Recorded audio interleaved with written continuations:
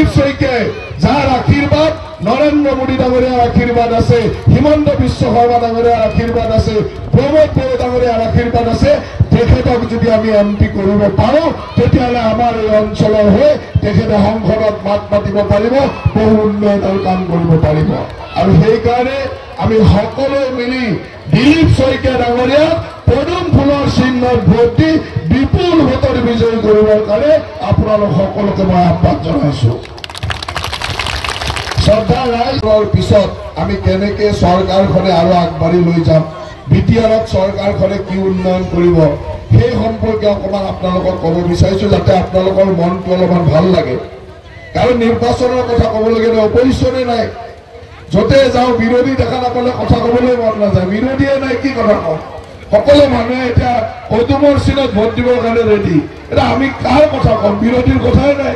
আৰু আমাৰ যিবিলাক বিৰোধী সিহঁত ইমান পিছত আছে যে 4 লাখ 5 লাখ ইমান পিছত আছে যে সিহঁতৰ কথা ক'লেও নিজৰে লাজ লাগে যে এইবিলাক কথাটো কৈ কি হ'ব, হয় নে নাই চাচা? ক'ৰবাত বিৰোধী দেখিছে নাই? বিৰোধীটো দেখা নাই। গতিকে আমাৰ য'ত দেখিছে পদুম ফুলে দেখিছে, পদুম ফুলে ফুলি আছে। ট্ৰেক্টৰ, হাতী আৰু পদুম এইবাৰ একলগ হৈ ফুলিছে আৰু সুন্দৰভাৱে পদুম ফুলত আমি দিলীপ শইকীয়াক জিকাবলৈ ইমানে আমাৰ কাম। ভাৰতবৰ্ষ এক বেলেগ ধৰণৰ স্থান লাভ কৰিবলৈ সক্ষম হৈছে আৰু সেইকাৰণে আমি বিচাৰোঁ যে আমাৰ ভাৰতবৰ্ষ আৰু আগবাঢ়ি যাব লাগিব। আৰু সেইকাৰণে আমি নৰেন্দ্ৰ মোদী ডাঙৰীয়াক তৃতীয়বাৰৰ কাৰণে ভাৰতবৰ্ষৰ প্ৰধানমন্ত্ৰী কৰিব লাগিব। আৰু এই নিৰ্বাচনটোৱে হ'ল নৰেন্দ্ৰ মোদীক তৃতীয়বাৰৰ কাৰণে ভাৰতবৰ্ষৰ প্ৰধানমন্ত্ৰী কৰা। সেইকাৰণে আমি সকলোৱে মিলি আজি ৰাইজৰ উৎসাহ দেখি আমি নিশ্চিত যে দিলীপ শইকীয়া ডাঙৰীয়া অতি কমেও 4 লাখ ভোটৰ ব্যৱধানত বিজয়ী হ'ব। যলৈকে গৈছোঁ দিলীপ শইকীয়াৰ জয় জয় ময় পৰিৱেশ দেখিছোঁ। আজি মোৰ 4খনকৈ সভা দৰং ওদালগুৰিতে আছে।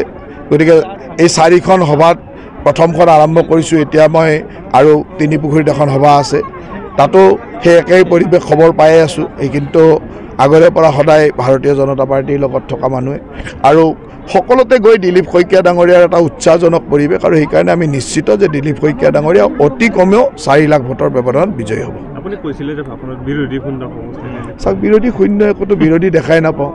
এতিয়া বিৰোধী বিচাৰি থাকিব লগা হৈছে যে কোন বিৰোধী আচলতে, ক'ত বিৰোধী আছে এইটো বিচাৰি থাকিব লগা হৈছে। ক'ৰবাত গ'লে কোনোবা এটা বেলেগ বিৰোধীৰ নাম কয়, ক'ৰবাত গ'লে বেলেগ এটা বিৰোধীৰ নাম কয়। গতিকে একে ঠাইতে সকলো ঠাইতে এজন বিৰোধী বুলি নকয়।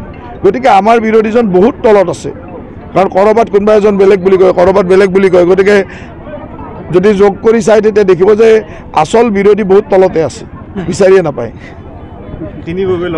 প্ৰথম পৰ্যায়ৰ আমি 5খনতে বিজয়ী হ'লোঁ। আমি একদম দৃঢ়তাৰে ক'ব পাৰোঁ যে 5খনতে বিজয়ী হ'লোঁ। তো 1 গগৈ 2 গগৈক ধুনীয়াকৈ বলিদান দি দিলে। ৰাজনৈতিক বলিদান যিটো কয়, সেই বলিদান 1 গগৈ 2 গগৈক দি দিলে আৰু সেই গগৈয়ে নিজক সুৰক্ষিত বুলি ভাবি আছে। ইমানেই। ভূপেন বৰাৰ নিৰ্বাচনী প্ৰচাৰটো কি ভেলু আছে? ভূপেন বৰাৰ ভেলু এটাই যে ৰাতিপুৱা বা দিনটোৰ ভিতৰত এটা সুন্দৰ কৌতুক কয়, জোক এটা কয়, আৰু সেই জোকটো লৈ আমি সকলোৱে আনন্দ লওঁ। আজি কিবা কৈছে নেকি? আজি কোৱা নাই।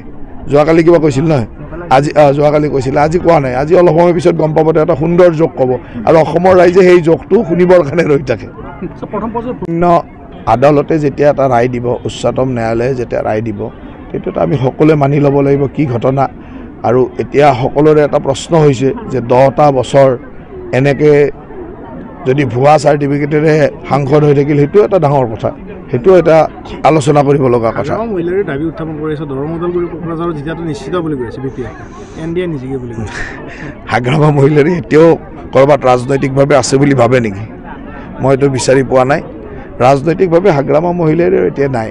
এতিয়া ট্ৰেক্টৰ চলি আছে, নাঙলৰ দিন নাই। এতিয়া ট্ৰেক্টৰ চাৰিওফালে অকল ট্ৰেক্টৰ চলিছে।